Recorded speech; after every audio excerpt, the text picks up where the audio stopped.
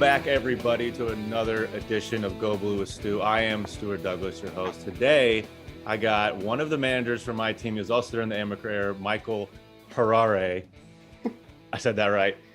Mikey, we were just talking. No, I didn't.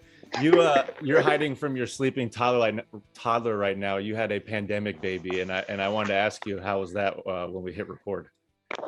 Yeah, so terrifying, pretty much to say the least, just not knowing what's going on. Like, he was born, like, we were pregnant most of the time pre-pandemic. So, like, our baby shower the month, like, a few weeks before he was coming out was when it really, like, got worse. It was literally that last weekend of normal life, pretty much, for the last couple of years was our baby shower weekend. And then, like, they didn't even know if I'd be in the hospital when he was going to be born.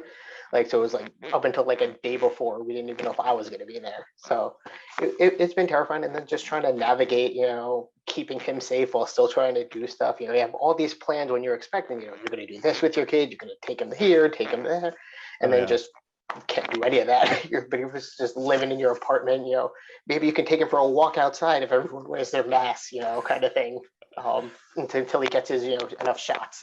It's terrifying enough to be a new parent, let alone having to navigate all the safety issues. It's like double the safety. You're already worried about the first kid, like hitting their head or falling or whatever, and now getting sick, and now it's double. I can't even imagine. Yeah, it was terrifying, but we're doing a little well. We actually took him to the aquarium this morning, which in freezing in New York, so nobody was really there too much. He got to see, the jellyfish. He loved that, but run around a little bit. But just trying to make smart decisions, what's safe to be around, where you can go with him, and all that, just so he can experience things and he's not so sheltered. We're lucky; he's very social. He'll go to people there. But you do need that playtime with the other kids and all that, and just trying to navigate there. One of my friends has a kid a couple months younger than him, so we've done some play dates there. But he's a priority, just making sure he's okay and all that, and you just figure it out from there. Yeah, wild. I wish you all the best of luck. Thank you. You were, I think I have this right. Was it 06 to 10? You're at Michigan? 05 to 09. 05 to 09. Okay, so you were just there for 1 year. I was there 1 year with you. Gotcha. So you got the best of both worlds with Amaker and Beeline. What was that transition like? I guess, like, as a whole, what were people thinking, but also, like, from your standpoint being a manager? So as a manager, the cultures were completely different between the two. Like, Amaker was, the old style Duke way. Everything was, managers were like basically not seen, not heard. You just go there, you have your towel ready, the water bottle's ready, you're filming, and you're not really doing Beeline. He involved us a little more. And that's not to say anything bad about Coach Amaker. Amaker, like, one of the nicest people there. Sure. There it's just the culture of, like, what you're doing in practice and all that there. Like, for example, training tables, like, the players ate, and then if there was leftover, like, managers can go in afterward. That's what everyone else ate. Beeline, like, we're standing around one time right after he came in, and it's just, why are you guys waiting here? Go get food. So it's like little things like that were definitely the difference that we noticed as being a little more involved in that. Also, like, just like from our job standpoint with Amaker, there was a lot of old technology, for lack of anything. Like, we were still videotapes in 2005, 2006, stacks of VCRs, and you're just hitting record on all of them, the different games there. Beeline moved it, we had DVDs, the laptops, all that. So we definitely got a little bit of a boost there, which made it a lot easier where I'm filming the games and I can live clip offense, defense, and all that there. And not, we film in practice, and they never watch the practice tapes ever, except that one time you leave it at Chrysler, and then, like, hey, where's practice from yesterday? Oh, so then I got to run to Chrysler, go grab it, and bring it back to Weidenbach, the old offices there before we had the PDC, all that. So things like that, like you guys used to run the steps in Chrysler. You go all the way to the top there. That little room that was up there, that's where we used to film games from under Amaker. That's where we had all the video equipment, all that. So we basically go up there, carrying all the equipment, all those steps at the top, and we're up there videoing it and all that. Where Beeline, we got to use the camera well, where the TV does. So it's like little things like that were different there. We had like a little closet that we had to change in on the concourse there before they moved us down, like, by the locker room, which there. Amateur, managers were suit and tie during the game. Beeline, we got to wear polos, a little more relaxed environment, things like that, were really like kind of the key differences between them for us. Culture wise, like I said, we were there for the beginning of Beeline. First year, we went like, I know we finished like 5-5 to end it. We didn't win that many games that first year. Second year, obviously, we made the tournament there. So, the first couple of years, like with the transition, is still trying to figure it out. So, like from like the team culture standpoint, I felt like, Amaker had his guys, they had that kind of program, how he was going there.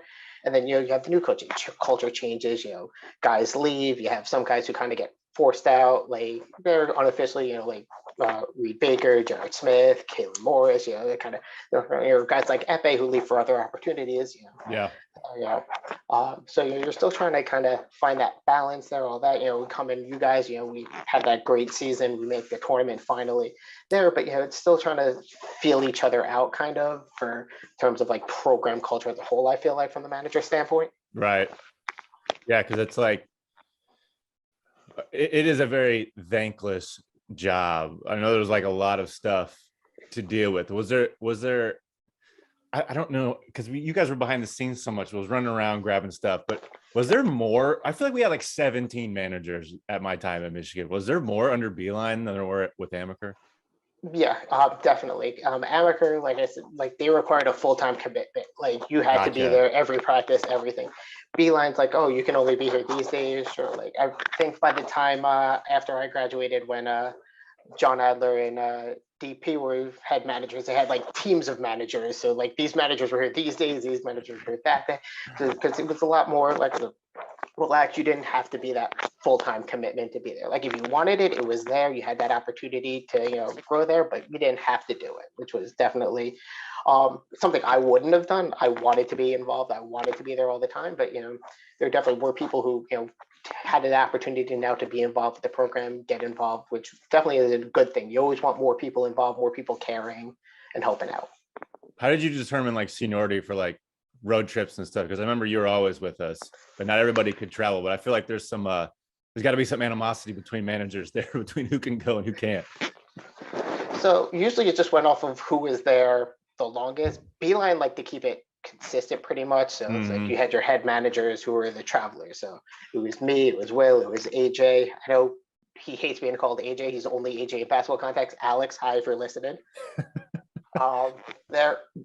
But like, so we were the ones traveling every game, pretty much. And then, every once in a while, like someone else got to go, but it was pretty much us as the traveling team there. With Amaker, you had your head managers rotate, but they usually would just rotate in like one of the younger ones every once in a while, so that everybody got the experience. And this way, when you were ready, when it was your turn, as you got to be an upperclassman kind of thing and go. What was your favorite? We'll do two different areas here. Like, give me a good story from the Amaker era. Like, funny. It seemed like I guess it was more uptight from the manager standpoint. I feel like it was like a little looser from a player standpoint, which is interesting. But there's got to be some funny story you remember from his era. Just putting me on the spot. From Amaker era, like I said, like it's a lot more uptight, so it's just kind of like you're more focused and kind of doing that. But like, just things like. Sorry, I'm blanking on that one. What about Can I do a Beeline story first while I think about it? Yeah. Hit me. All right. So this is after the Oklahoma game, my last game of the year. Yeah. I remember we played in Kansas City. There, it's around Easter, and like all around town were these giant like bunny statues. So me, Will, AJ are walking around. We're trying to kill time. Because we're stuck in Kansas City, and it's like at some point I'm trying to get one of them to climb on the statue to take a picture. None of them do it, and so finally you egged on everybody. Yeah, okay. Yeah, so I do it because nobody else will, and then it just became a thing of, all right, I did this one, I'm gonna go do all of them. So literally, we're walking around, we're finding all these places statues. I'm climbing on, taking pictures. Probably about the 6th or 7th statue I get on, and I hear, I think it was Ant in the background go, "Hi, Mrs. Beeline." And like I'm up there, like I freeze. And we turn around. Coach Beeline and his whole family are walking out of Buca de Beppo from dinner. Of course. And on this ride. And Eli just shaking his head at me. At that point, though, you were already gone. It didn't even matter. Yeah, I was, in for a penny, in for a pound. I'm already there. Yeah, Yeah, exactly. yeah, but that was a funny one there. Yeah, Amaker. It's like I don't have too much personal stories with Amaker really from there. Like I remember um for my sophomore year, we're playing Ohio State in football. It's like 1 versus 2, the big game, Yeah. there. And he invites everyone over to his house for the game. And then like the players, everyone are there. Like players leave about halftime. They want to go do something else. And like he just like asked us to stay so he could like still watch the game with him. So like that was cool. Like we were just hanging out in his basement, watching the game there. So, but then like Amaker, like I said, like those were tough years because those were 2 years we just were so close to making the tournament both those years. We had my freshman year, we had a game against Ohio State we blew where Deion Harris got hurt and we blew the lead in that one. Indiana at home on senior night. We fouled late in a tie game. DJ White hits 2 free throws and they end up winning that one. There's like 2 clubs, we're still in the bubble, and then we lose to Minnesota in the first game of the Big Ten tournament to basically just knock us out completely. Sophomore year, we got Ohio State at home. Senior night, we're up at the under 4 time at I think like 4 to 6 points, something like that. That's a team with Greg Oden, Mike Conley, Ron Lewis, number 1 in the country. We're up, a few minutes, you see the finish line, and we blow it. Courtney Sims misses an open dunk. We end up losing that game by I think 4, and it wasn't enough to get us over the hump. And it's just that. So kind of like you have those tough memories like that kind of just sour it a little bit. Like no, it was fun. It was great, but yeah, it's definitely, you need a fun environment. I feel like especially for like staff. Like players, you're like always on, but I feel like for staff, if it's a losing environment, then it's way less fun than it is if it's like a winning environment. And I feel like that freshman year, like your senior year, that must have been almost maybe not a relief, but like even for you, like it was your journey. You obviously took it to heart, like those losses and like getting that close. And like senior year, that must have been just as much fun for you as it was for us. Oh, absolutely. Like, you always want to leave the program in a better place than you got there, from being so close those first 2 years to just how bad we were my junior year there. And then so to finally get over that hump, like, there's a picture of us on, Selection Sunday where we're on the chairs, on the floor, watching on the big screen in Chrysler, just, there. And then just when our name finally popped up, I think we were the last at-large team announced. Like, we're sitting there that whole time, just, are we going to get in? Minnesota got in. How, where we got to be in? Oh, they picked Arizona? Like, and you're just going through all these scenarios in your head as this is playing out. We're literally that last team, pretty much. I fully thought we were going to get in. If you look at that picture, like everyone is jumping up and excited, and I'm so confused of why we're like didn't think we were going to get in. I felt like I thought everyone knew we were going to get in. But it's not true until you actually see it. I guess you're in, but how many snubs are there every year? It's like, why did they pick this team over that team? We had that 15-point loss to Illinois in the Big Ten tournament, like as the last taste in the mouth. That's fair. We had we blew that Iowa game in overtime. When Beeline benched Manny in overtime, like, and we ended up losing that one in overtime. So that's when like all these losses start creeping in, like, oh, what if we had held on here? What if we had done that? And so to actually see it up there just kind of validates, it just makes it real. Yes, like no doubt in my mind going in, we were in, but then as they keep getting announced and everyone else is being in but that doubt starts to creep back in. Yeah, that's fair. All right, hit me with some manager gossip. I'm looking for some juicy gossip. What was something that the managers hated that we did as players? I'm not going to name names, but like, all of our laundry got done by Bob Bland and his teams there. Yeah. I would have my practice gear just disappear at times. I know who did it. I'm not going to name names, I mean, But we couldn't even get socks from him. So let alone you guys wondering where your yeah, stuff was, asking for stuff. That could not have been a fun conversation. yeah, no, it was pretty much just me for some reason too. Like the short, fat Jewish kid from Brooklyn. His take his stuff. No, people will always steal everything because it was just there'd just be mix and match of everything. Yeah, it was a joke, especially the Adidas stuff. I hated the Adidas stuff. We would just swim. Those shoes were the worst. Worst.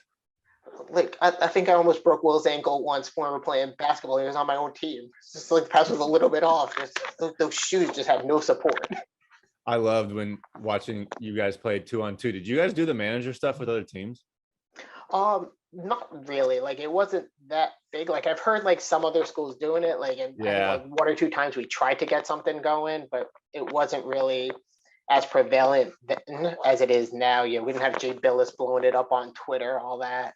With the manager games, I remember back when we were in Kansas City, they had the college basketball experience at the Sprint Center there. Yeah. And like they had like all these banners for like player, coach, ball boy. Didn't have manager up there. And all these other positions, all these other jobs around college basketball, manager was not even there. Ball boy, that's good. Yeah, that's par for the course, though. You at that point you expect it. No, I mean you go in knowing it's a bit of a thankless job sometimes, but you do it because you love the sport, you want to be there, you want to help, all that for sure. Mikey, you're too nice. I'm trying to get you angry here. Like I need some stuff that you just absolutely hated. Oh, I just remember like I don't want to pile on, but like a lot of the stuff I really hated was like during the Amaker era. But I feel like that's just more of the way it was set up for the managers. Yeah. Like the uptightness. Yeah, the uptightness of just pulling like long hours in the office. Doing that, like we're tracking the stats, all that, clipping the videos where it's actually like videotapes and all that. Like it was just like that was the more annoying stuff. Like with Beeline, like it became a lot easier. Like we were doing stats still, but the video part became easier. My senior year, I'm doing the scouting reports. Like basically, coaches are giving to me. I'm typing them up. Yep. And like 1 year time, I think we were playing Illinois, and they had Jeffrey Jordan on the team. And it's just like as a joke, before I give it to the coach, I put instead of Jeffrey Jordan's picture, I put Michael Jordan's picture. And like he laughed. He was like, "Yeah, let's go. Like, let's do that." So then, like, I started screwing around with like other like Penn State had Stanley Pringle. I put the Pringle guy logo on there. Just like little things like that. Like, but we're winning. We're having a good year there, so it makes it easier to kind of to do those things. Yeah. Because we were exceeding expectations. Like, I remember was before the UCLA game. They had us basically handing out like flyers for the open gym before we went to play UCLA at MSG there. So we're like before the football game, we had like an open gym that day. Like we're standing there and I'm like handing out. I'm like, come check out open gym before we go beat UCLA at MSG. And like they were number 4 in the country, but like I believe that just being around that team, like the way we were there, we were going to win that. Did I think we are going to beat Duke the next day? No, but I'm not going to say that out loud. Yeah. But then we come back, we beat them 2 weeks later, so it's all good. Yeah. That had to be one of the most. Was that the most like rocking that Chrysler was that Duke game in your career? Probably not. My freshman year, we beat Michigan State. They were number 23 in the country. That was a big game. That'll do it. And then like later that week, I think that Michigan State was a midweek game. Saturday we had Wisconsin, who is also ranked, and we beat them. So we knocked off 2 top 25 teams in a row there. So like that environment was really good there. I mean, Duke was definitely up there. We definitely had some good crowds, but like it was kind of rebuilding that basketball program. So from how it was that first year there, like with Beeline to you had to rebuild that fan base a little bit with the students. Section now, the student section has grown. It's huge over there, which is great. You definitely want that. It creates that environment, that great home court advantage for the team. But there was definitely times it was lacking during my time, which is understandable. Yeah, no, definitely. Did you guys have any manager rivalries with Michigan State? You guys seem way too chill now that we're talking. I was like, you guys are just chill guys. No, I remember I got heckled by the Izzone though, my junior year, What'd they say? because uh, we were a one play that year. So my senior year, we weren't going to be going back up there. So I'm like, you know what? I'm not on this trip, but I'm going to make the drive. Me and Will made the drive up for the game. And like we're rebounding pregame. And like I checked the time to see, when is my phone fell out of my pocket there. So then they're just heckling me for like 15 minutes, third layup lines and all that. Just my phone being on the floor, in between the versus the country roads, because Beeline went to West Virginia, they got to sing that. Yes. There, and then I think they were just heckling Will about being towel boy the whole game. So just ruthless. They really don't care. They were probably one of the loudest ones directly at the managers there. Like, for fan bases, the Izzone was definitely willing to give it to us more than like some of the other ones that I remember. Were there any other crowds that did that? Any other student sections? I remember Illinois was pretty. They were pretty raucous, but they were more towards they were equal opportunity though. Yeah. They were just like focusing on us as much as Michigan State was. Yeah, because I remember Michigan State. There's not too many student sections that are like right behind the basket. Yeah, so that was a lot of fun, especially like when I hit the shot and you could just see all the faces at once just go sad as soon as the ball went through. So that was cool. That set up. I don't know why college campuses don't set it up more like that, but like, I mean, at Chrysler, you really can't even do it. I guess this is kind of tough from different spots. They used to have the band over there, like behind one of the baskets. Oh, did they? Yeah, but before they did the reno, like I'm trying to remember, like back in 15 years ago. Yeah. Yeah, do you remember? Used to be over there. Do you remember our intense one-on-one games? Oh yeah, I'd lock you down all the time. I've never had anybody challenge me to one-on-one more than you, my entire life. I had a prep for the Dolan Mahoney games that I had after you. Yes, I remember that. And I was like, Mikey's not going to want to play Dolan, and then you're like, hell yeah, let's do this. You were just up for anything. There's only so many people I can beat one-on-one. I just got to take it where I can get it. That's true. That's fair. Yeah, you do got to take those opportunities. Wasn't it you that we had to take half-court shots too? No, it wasn't me. It wasn't you? I feel like we had like somebody do half-court shots or like we like almost gave somebody money. Oh, Beeline had me run a 17 once. What was that story? I think it was just like a rough practice, and then the horn went off when he wasn't expecting it to, so then he just yelled at me and had me go run a 17 after practice. Shocker, I did not make it, but that was exhausting. I don't know how you guys did. He was angry, so he's like, Mikey, you messed up, let's go. And you ran pretty much. I think the clock went off, and it's just like, because you know how he was with the clock, Oh yeah, it has to be, you had your time and that was it. And I don't think he wanted that section to be over, so when it was, he's just like and then so I had to run that, but at least it wasn't a suicide. That I think would have killed me. Were you the only one that ran the 17? That day, yeah. I don't know if he did it afterwards with me. I don't remember that at all. Oh, Yeah. But that seems about right. Who? Okay, give me two answers. Who's your favorite player, and then who is like the funniest in your time? So funniest.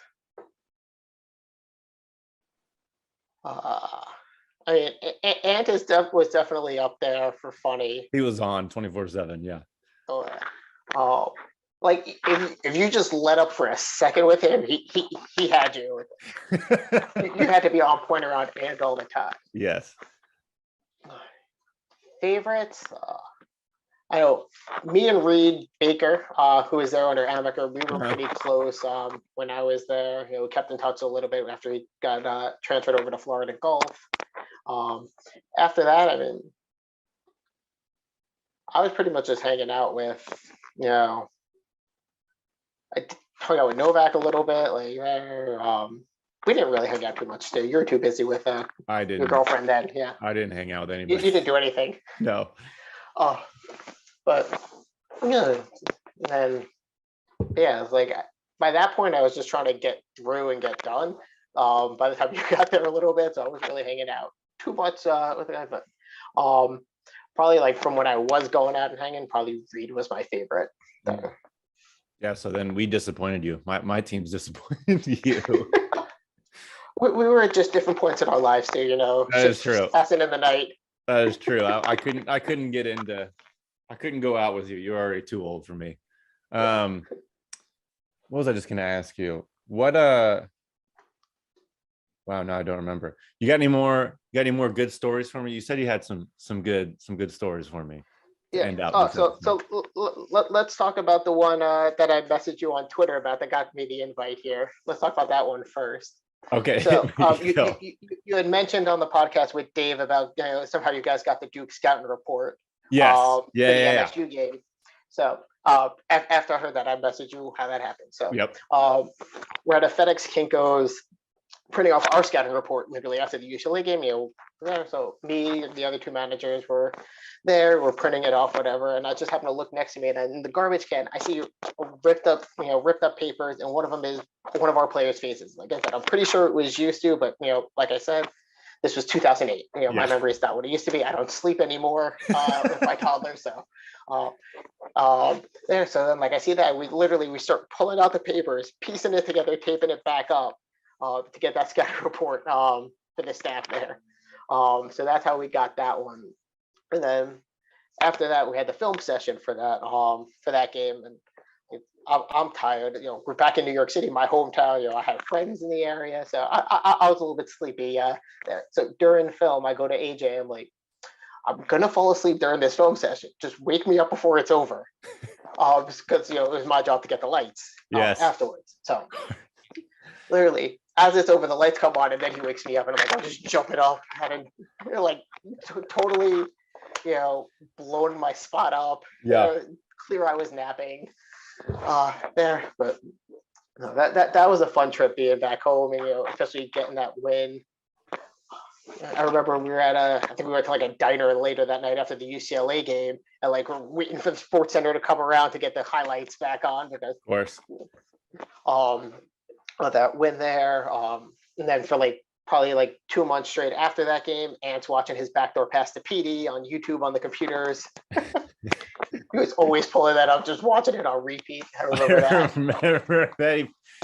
It was probably on his sidekick too. He probably had that. Oh, yeah. I gotta have that sidekick. Oh my God. He loved that phone. I remember that New York trip, and I know it's your hometown and you love it, but Zach and I, the first night, we had left our food in the room on the floor, and we wake up to mice in our Chinese food bag.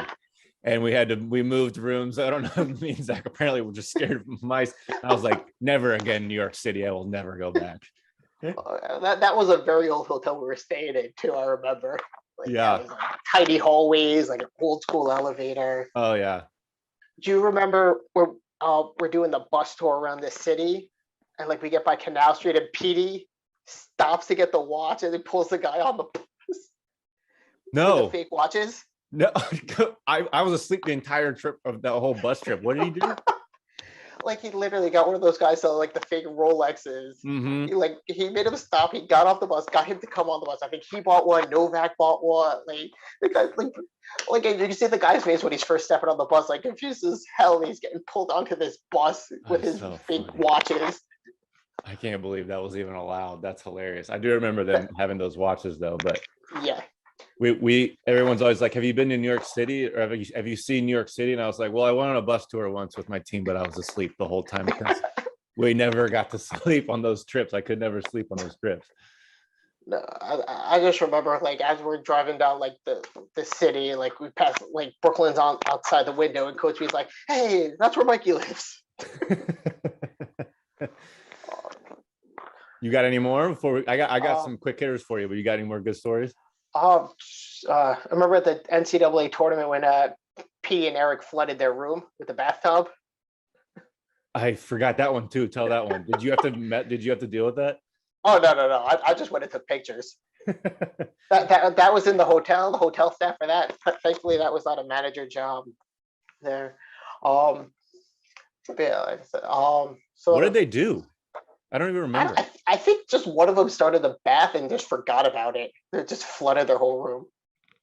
Sounds like PD. Probably PD. Right. It was probably PD. Sounds like PD. Oh god, I love Petey. Petey was the best. Like Oh, the like best. literally, like I called him Mushmouth though. Like he would say something like I would barely understand what he was saying. Oh yeah. And then Like you'd be like, what, Petey, what'd you say? He's like, I don't know. or like he'd repeat it and then like I'd ask again and like repeat it and then like, oh yeah. Yeah. No clue No what he actually idea. said the whole time. No idea. His brain moved too fast. He was actually very thoughtful, but his brain was moving way Oh too yeah. fast. No, like and he was one of the nicest people. Epe was one of the nicest people too. Like when he first got there, it's like, Mr. Manager, can you please do that? Like he's just so polite, like Midwestern values, all That's that. so funny. Mr. Manager, really? Yep. You're like, what the hell? Yeah. Yeah, we got that to stop after a little bit, but like yeah, you could tell like he was raised with those Midwestern values, Yeah. Yeah. Uh, Did you ever think about like some guys drop off and they come in and out and they don't really like it, but you the whole time you lasted 4 years. Did you ever think about quitting? oh, absolutely. Um, I mean, like with that time commitment, it definitely was. And then there was one time where I think it was going into my senior year before that season. I was doing because I had actually gotten passed over for head manager that year. So there, like, like I said, it's me, Will, AJ were like kind of the top three there. Me and AJ were both seniors. Will was a junior. He was a year behind us. Yeah. And so like I thought I should have been up there, like, but they decided they were just those two were going to be the head managers. I didn't start, and basically I wasn't going to travel. I wasn't going to do anything. So I'm like, I put in all this time, like I wanted, and then to not be able to travel and do all that, which by my senior year I should be doing, Yeah. definitely led me to have that conversation about quitting. And then at the end I decided to stay, and thankfully I did, because we went on that great run that year. There we made the tournament, beat Clemson. I remember we had some tough games that year too. I mean, remember went to overtime with Savannah State. There, Petey hit a buzzer beater to win that one. Crazy. I think Novak missed a dunk at the end of regulation that would have won it too on that one. Yeah, one of the best Novak stories. I can't say anything to Novak. He killed it. So he was his anger. I feel like he scared you guys back then. Like he was definitely intense. But he was one of my favorites to rebound for. Like hit you and him, just because it was easier. You guys were shooters. You guys hit your shots. I didn't have to move as much. Yeah. And I don't know if it was like lefty versus lefty. It was just easier to feed Novak. There with the ball, especially when you're doing the you got to make the 53s in 5 minutes. With those things, just there you two are probably two of my favorite to rebound for. Just because usually if the ball missed, it wasn't shooting off. Right. That's seniority right there. You get to pick who you. Then they get mad at us, when it bounces off. It's not my fault you shot a brick, but I'm taking too long to get you the ball back. I remember Zach that if he did hit a brick and the ball was out, he's like, almost like shake, like, come on, throw the ball. I got to hit 53. He wanted those records, man. He really wanted those records. I just remember if guys were just missed, they started bargaining with us, say I got it, because they didn't want to run. How about the raps? We had to you probably learned. Oh yeah, with the rapper. They were impossible. So it was I think it was 120 in 2 minutes, right? Yeah, something like that. Yeah. And or 120 in a minute. I don't even remember. Whatever it was impossible to get. So every manager we would have, we didn't have to tell them by my sophomore, junior year. I think my freshman year, some guys were still sticklers. If you're way off, it was 110. You're like, yeah, he got it. 121. Yeah. And you didn't have to tell those guys anymore, because it was this is impossible after seeing it a couple of times. Well, yeah, for sure. Because, because he really, like I said, that first year with Beeline, he instituted it, and we were all just trying to learn it, all that. By the time you came around year two, we had a little bit of a better feel for it. But we couldn't let you slide too much as a freshman. Yeah, but no, you guys were nice. Oh, I gotta okay, one more story of mine, and then we'll get into some quick hitters and we'll end it here. I will not name names here, but we were coming back on a trip and we were flying home and we lost. So, everyone's supposed to be sad and solemn. Vogrich didn't play that game, and Vogrich has a tradition of watching Wedding Crashers on the way home, and is on his MacBook, puts the DVD in back then when they had that, and he is just laughing his ass off on the plane, and the whole plane's supposed to be silent. And we get back, and Matt gets in trouble, and I think has to run sprints, and like we get yelled at because everyone's supposed to be sad. We're not supposed to be laughing after it. And he tells me who snitched on him, and I was like, what the hell is going on right now? Why are these guys snitching? But it wasn't you, and I knew you wouldn't have done anything. No, it wasn't me because Bogert was a year after me. Definitely wasn't me. Yeah, you weren't. But you would have never done anything like that. But I feel like there's some things there that like there's possibilities to snitch. I've heard of other schools of like crazy snitching. Well, I've accidentally snitched on a player once in my career. There. You did? I didn't even meet. I had a stats class with Courtney Sims. We're in statistics together. Uh-huh. And one of the assistant coaches asked me if we had gotten like our exams back yet. So I'm like, yeah. Like, and he said no. Yep. So that was the one. I didn't even think of it. He's like, you got it? I'm like, yeah, we got it back. Yeah. Was he pissed? So he didn't take it out on me. He might have changed a little bit. Yeah. But like, I don't think he took it out on me. But that was my one snitch there. Oh, I just thought of another great story. Indiana, your freshman year, the plane trip down there. So we're flying in to Bloomington to play Indiana. I think it's like a 9:00 tip that game. We're flying in, and as we're landing, I'm looking out the window, and the plane is sideways. Like literally, like as we're going down, it's going down like this. I'm like, we're gonna straighten out, right? We're gonna straighten out. And the whole time I'm thinking, I'm not freaking out because I'm like, we're gonna straighten out, whatever. We're turning, whatever. And the plane literally landed on its wing, bounced.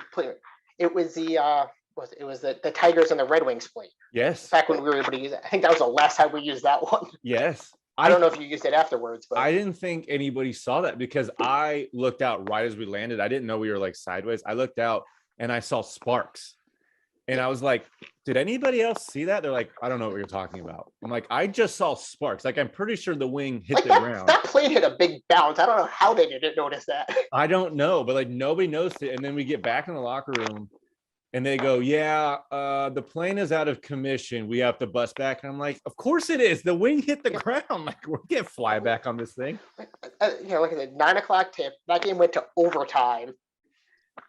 Yes. And we won it with LLP hit the three that just bounced it. And finally dropped in. Wow, that was one of my favorite wins. We were down like I think 20 at the half at that one. Like I'm upstairs, I'm filming that game. We were getting killed. I'm like, you know what? I'm gonna go get a snack. It's halftime. I'm up film. I remember I got a box of Mike and Ike's, and so I'm eating that the second half while we're filming, and we come back and we win that game. So then it started like every time that year, if we were losing at half, like I would try and find if they had Mike and Ike's there. So UConn, we were losing half. They didn't. I tried M&M's. We lost that game. Dude. There. The only other one that had Mike and Ike's, Minnesota. And didn't we win that one? We came back and we won that game. There you go. Remember, Lawrence Westbrook hit the three to tie, but Tubby called the timeout right before. Oh, yeah. That one. And then we ended up holding on. I remember I'm sitting next to Matt Shepard, who's doing the radio. So I come back with a mic and he kind of gives me a look. I'm like, it worked in Indiana? Let's see. And then like, as I got to the under 4, like we're coming back, he's like, keep eating these. So like, he took a couple, like, it was like, just keeping them, it's working. Yeah. So Mike and Ike's were the reason we won those 2 games. That makes a lot of sense. I remember some of those games where you guys filmed them and we'd had your film, the manager film, and we would have them on silent, but Beeline a couple times like, you guys are going to want to hear this. And it was like one big win we had. And I think it was you. And it was like just freaking out after like a big basket. And it was like just the managers like going crazy. And it was very funny. It probably was. I'm not very good at holding my emotions sometimes. No, that's fine. That makes a lot of sense. What? No, I just remembered. So back when I was, starting off there, we weren't on TV. Big Ten Network wasn't around yet. Like, so all of our games weren't on TV. Especially like I said, I'm in New York. Michigan basketball is not on there very often. So, I get home one time from break, and my parents had a digital picture frame. These were the new things, you take your pictures, you upload them, and it rotates them through. And I'm looking at it, and there's a picture of me on the bench at one of the games, just like sitting like this, just watching the game, open mouth, watching them. And my mom took a picture of it and put it on the picture frame. I'm like, why do you want that? Like, you're on TV. I'm like, you were definitely one of the more intense guys. Very, very opposite of me, which is why I think I liked you as our manager. But it was you were into it, to say the least. I was not the most intense though. I remember after the Oklahoma game, one of the managers chased an official down the tunnel after that game, yelling at him. It wasn't Will? I'm not naming names. But did Beeline find out about that? I don't know. I don't know who found out about it. The ref could not have liked that. But I mean that game was horribly officiated. I mean, I have to go back. Petey and Manny were in foul trouble like 5 minutes in. Yeah, we were lucky to be down 3 at the half. That was a struggle.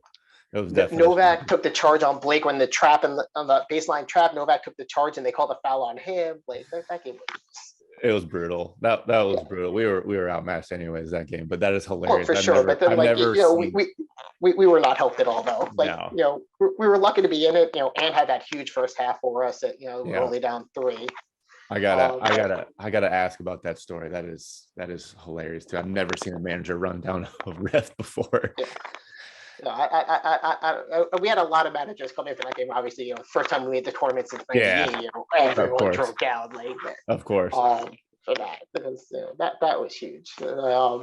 Just to make it, and to win that game was big too. I had no doubt we were going to beat Clemson. Just watching them, and I used to watch a lot more college basketball than I get to do now. I was pretty much watching everybody back then, and just Clemson just.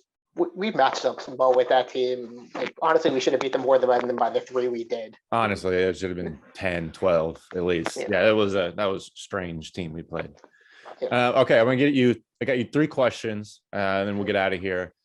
First question is: we talked a little bit about it, but from a manager standpoint, and from your career ending, the last game at Oklahoma or against Oklahoma, we lose, we get in the locker room. What are your immediate feelings? Sad, happy, relief? What are you feeling?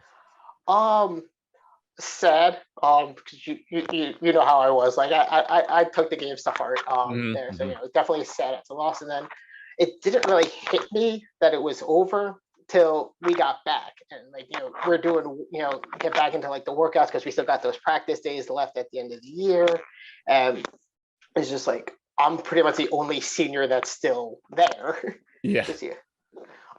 Because the senior player, what are they working out for? They're done. Right. And then it's I had nothing to do. Literally for my time was just practice. In the office, all that. So that was definitely when it kind of hit me that it was over. Yep. And I thought back then, I'd still be working in sports because that's what I went for sport management. I wanted to work in sports. Didn't work out that way. It happens. There. So I had a couple interviews with Livermore, but that was really my last kind of basketball experience was that. So that's when it kind of hit me. And then it's just kind of all right, what do I do now with my time? Yeah. You spend so much time there. Yeah. Yeah, definitely. Okay. Skeeps or Ricks? I'm going to break the trend here. No. Neither. Oh, which one? Oh, wait. Okay, I have a guess, but you go. Honestly, I was more big on the Main Street bars. Heidelberg was my favorite place. Yeah, yeah, I got into that a little more senior year. Cool if we're talking about just on campus, I was usually at the Jug or Leprechauns. They're mostly where I went on campus, but I prefer the Main Street bars. You like the towny places, huh? Yeah. That was definitely towny spots, but it was good. I like those places too. Okay, last question.